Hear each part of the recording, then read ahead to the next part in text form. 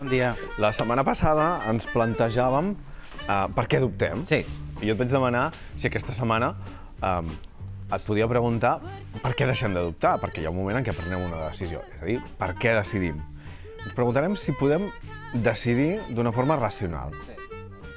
La pregunta sobre com decidim o per què decidim és impossible de respondre. De vegades ho fem inconscientment, de vegades ho fem irracionalment, de vegades ho fem per equivocació, o sigui, hi ha molts escenaris. No?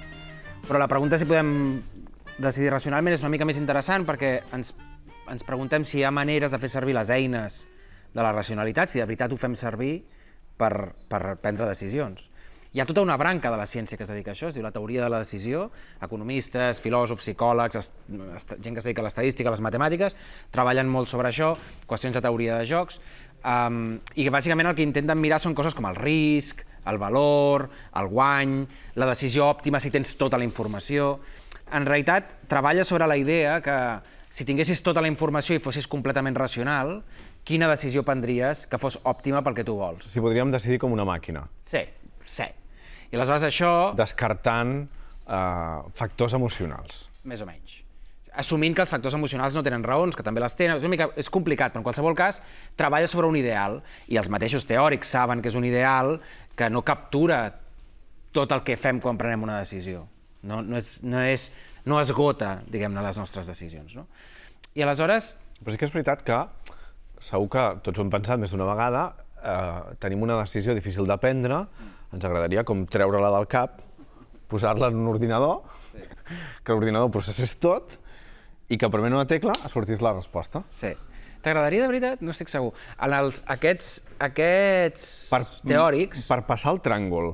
Però saps què passa? Que el tràngol... De la decisió, del moment d'haver de prendre la decisió, segurament sí. Sí, però el tràngol ja és indicatiu d'alguna cosa. És a dir... Escolta, per què tirem una moneda a l'aire? Bueno, sí, es pot fer. A vegades tirem una moneda a l'aire perquè no ens veiem amb cor de decidir. És correcte. Però mira, els mateixos teòrics de la decisió, més o menys, alguns, parlen de 3 grups de decisions. Les petites, a les petites no es pot parlar de decisió racional. Quina marca de cigrons compres al súper és una decisió que pot ser per gust, pot ser per intuïció, pot ser per ecologisme, pot ser per proximitat, però no és exactament una decisió racional. Però no passa res perquè ningú passa el tràngol de decidir. D'això se n'ocupa la publicitat, incentius, i amb això ja fem. Però jo a vegades em quedo encallat bastanta estona quan he de decidir entre el brownie i el coulant, per exemple. Sí? Sí.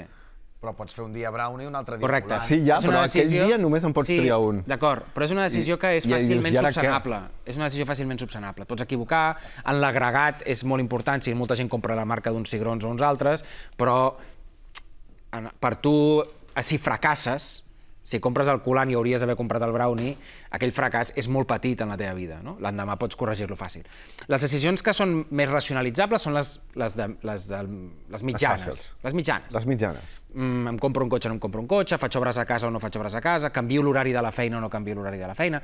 Fins i tot, una mica més grans, fins i tot, canvio de vehicle, ara aniré en bici, o canvio de feina, me'n vaig a una altra tele, o coses similars, o canvio de casa.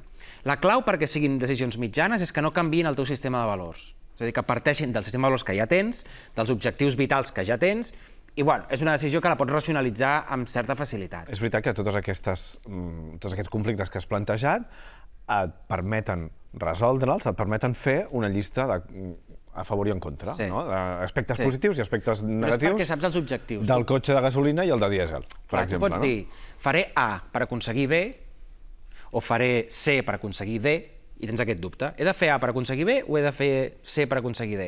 Per prendre aquesta decisió, què dius? Què prefereixo, B o D? I si fent A tinc moltes possibilitats d'aconseguir B, i si fent C tinc moltes... Per exemple, jo vull ser milionari i tinc uns centenars d'euros al compte bancari. Podria gastar tots els meus estalvis en comprar loteria per ser milionari. La possibilitat de que em toqui la loteria és molt baixa.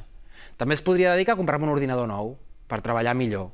Treballar millor no m'assegura ser milionari més que comprar la loteria, però està al meu abast comprar un ordinador. Llavors, puc prendre una decisió, puc racionalitzar i prendre aquesta decisió.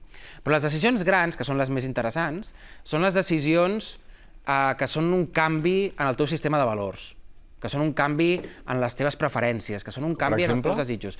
Casar-te, tenir fills, canviar de carrera professional, no? O sigui, grans decisions, que significa que no només t'embarques en una nova vida, sinó que aquesta nova vida canviarà les teves percepcions. Un parell d'exemples que fan servir els filòsofs.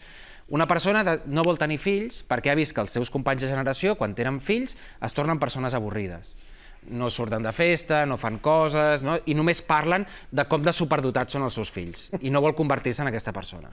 Passen els anys, té fills, i efectivament es converteix en una persona avorrida. Però tu li preguntes, ets feliç? I et diu sí. Si hagués fet servir la racionalitat del moment primer, estaria equivocat, però amb la racionalitat nova, amb el canvi de preferències, es torna a avaluar i es troba feliç essent avorrida. Un altre filòsof fa una pregunta que m'encanta, que és... Però ho dius com si hi hagués hagut una premeditació en el canvi de valors. No, no hi és. Hi ha una imaginació. Te'n recordes el dia que parlàvem de les aspiracions? Hi ha una imaginació de què creus que passarà si et converteixes en la mena de persona que té fills. Però de veritat no ho saps. És a dir, no hi ha un dia en què tu dius deixo de, a partir d'aquesta mitjanit, valorar les discoteques i a partir de demà valoro el tenir fills. No, i també et pots enganyar. Els acabes tenint, t'adaptes a la nova normalitat i t'autoconvences per pura supervivència que aquesta és la forma de ser feliç. De vegades experiències, tu et pots autoenganyar i dir jo seré la mena de pare que sortirà de festa. Jo no seré la mena de pare avorrit. Després tens fills, se't canvien les prioritats, ho veus diferent, l'experiència et canvia la sensibilitat, canvies els valors i un dia et trobes que ets la persona que no sortiria ni que et paguessin calés i ets feliç sent aquesta persona. Un altre exemple que posa un filòsof. Acceptaries convertir-te en vampir? Tindries vida eterna, supervelocitat i superforça, vestiries molt bé, però a canvi has de beure sang, no pots veure el sol i t'has de convertir en la mena d'adolescent poca solta i tan oca, emocionalment molt prim, que veiem a les pel·lis aquestes que es diuen Hora Baixa o Crepuscle, com es diguin. I has de convertir-te en aquesta mena de persona... Jo en Crepuscle, no Hora Baixa. És igual. Planta baixa. Twilight, no? L'Hora Baixa. I aleshores, com prens aquesta decisió, no? Aquesta decisió no es pot prendre en cap sentit mínimament racional, comprensible com un càlcul. No pots calcular beure sang en els pros, no? Això no vol dir que... I aleshores com es pren? Si no racionalment... Ara anem a això, però deixa'm un moment desmuntar això. Quan tu fas els pros i els contres, això té valor. Això no vol dir que no tingui valor. T'he portat aquesta llibreta, que m'encanta, que vaig comprar fa molts anys, els espectadors la poden veure perquè he enviat una foto. És una llibreta per prendre decisions. És una llibreta per prendre decisions.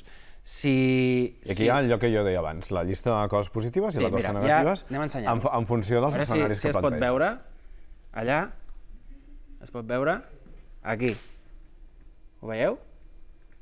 Hi ha diverses preguntes. Però deixa-la un moment a la càmera. D'acord, perdó. Et diu com d'important és la decisió, com de decidit estàs, si estàs molt o poc decidit, aleshores, què diu més? El millor escenari de prendre aquesta decisió, el pitjor escenari, pros i contres, intuïcions, racionalitat... Tot això, a mi m'encanta aquesta llibreta, no l'he fet servir mai. O sigui, té 60 pàgines, Crec que en té 59 perquè li vaig regalar una a un col·lega. Però a mi em va bé mirar-la, de tant en tant m'agrada mirar-la perquè em recorda per què prenc les decisions. O sigui, em fa ser conscient de què prenc les decisions. I això és el que vull dir. Les grans decisions són decisions que quan les prens ja les has pres. És a dir, pots fer la litúrgia de prendre-la, com vols casar-te amb mi? Sí, no. És una pregunta que et defineix, tant si dius que sí com si dius que no. Però en el moment no l'estàs prenent en aquell moment. De vegades fas la litúrgia per recordar-te a tu mateix que estàs disposat a córrer, a prendre responsabilitat o a assumir el dolor de dir que no a una cosa. Però en realitat hi ha microdecisions que has anat prenent que t'han portat fins a aquella decisió. La persona de la que et penses que estàs enamorat, un dia ve a casa teva i et fa un brou. I aleshores agafa uns cigrons i posa un cullerot de brou en aquells cigrons i en aquell gest, en aquella marca de cigrons, aquella decisió petita que hem dit al principi, ja li estàs dient, tu i jo tindrem fills. Hi ha alguna cosa allà, és així, que després quan et diu vols casar-te amb mi, tu li dius sí, pels cigrons. No és pels cigrons, és perquè has arribat a un context. I aleshores això depèn molt també de si tu decideixes ser una persona amb esperança o una persona amb por. Això no vol dir, com diuen els gurús, que tu puguis decidir ser una persona amb esperança o puguis decidir ser una persona amb por. Això està fora del nostre abast de la racionalitat. Però és veritat que quan tu dius necessito tenir esperança, el que estàs dient és em faig càrrec de la meva por. O quan dius he de ser més prudent, estàs dient em faig càrrec de la meva audàcia. I aleshores aquest acte de prendre consciència de les teves decisions, la suma de totes aquestes microdecisions, això jo crec, aquesta és la meva aposta, la meva tesi, això és completament racional.